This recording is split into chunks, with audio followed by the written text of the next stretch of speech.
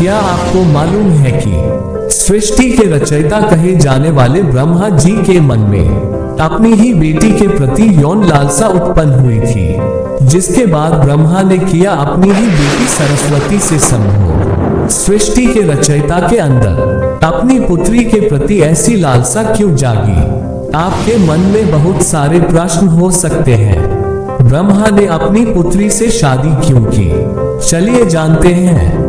आप सभी को ये तो मालूम ही होगा कि इस सृष्टि की बागडोर त्रिदेव के हाथों में है, जहां ब्रह्मा जी के कंधों पर सृष्टि की रचना का दायित्व है, वहीं विष्णु जी के पास संरक्षण का दायित्व और भगवान शिव के पास विनाश का दायित्व है। जब सृष्टि का विनाश होता है तो उसके बाद सृजन का चक्र दोबारा शुरू होता है।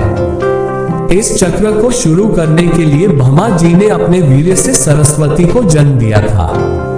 इस बात का वर्णन सरस्वती पुराण में किया गया है, जब ब्रह्मा जी ने अपनी ही पुत्री के साथ विवाह करने की इच्छा जाहिर की थी।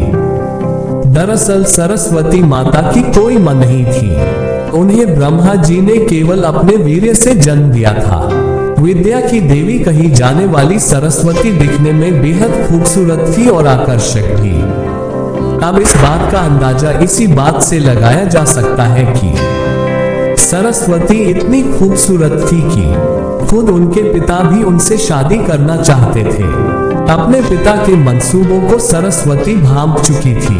यही कारण था कि वो उनसे बचने के लिए चारों दिशाओं में छिपाती रही और अंत में सरस्वती आकाश में जाकर छिपी, जहां से उन्हें ब्रह्मदेव के 5वें सिर ने ढूंढ निकाला। आखिर में सरस्वती को विवश होकर अपने ही पिता से शादी करनी पड़ी और इसके बाद सरस्वती और ब्रह्मा जी ने करीबन 100 वर्षों तक पति पत्नी की तरह एक जंगल में जीवन व्यतीत किया और इस दौरान उनका एक पुत्र हुआ जिसका नाम था स्वयंभू मनु। ऐसा कहा जाता है कि पृथ्वी में जन्म लेने वाला पहला इंसान मनु ही था और मनु ही सनातन धर्म, वेदों और संस्कृत भाषा का जनक था।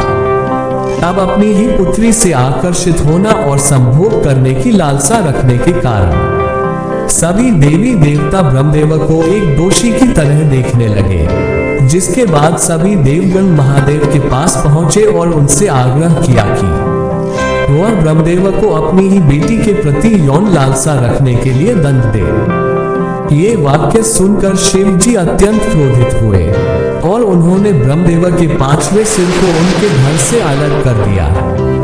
इस बात का जिक्र शिव पुराण में भी किया गया है कि ब्रह्मा जी के पहले 5 सिर हुआ करते थे, लेकिन 5वें सिर को शिव जी द्वारा उनके घर से अलग कर दिया गया था।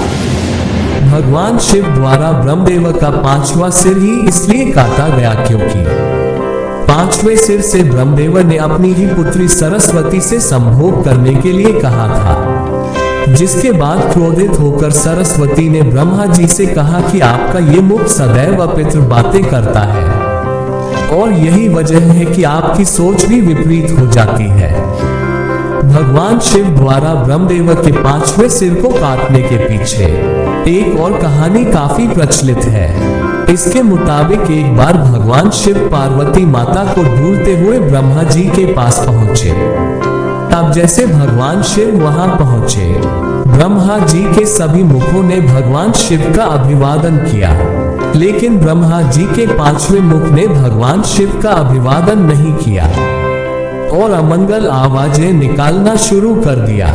ऐसे में भगवान शिव ने क्रोध में आकर ब्रह्मदेव का वो 5वां सिर ही उनके धड़ से अलग कर दिया। अगर आपको ये वीडियो पसंद आया तो और भी ऐसे भक्ति और ज्ञान संबंधी वीडियो देखने के लिए हमारे चैनल को सब्सक्राइब करें।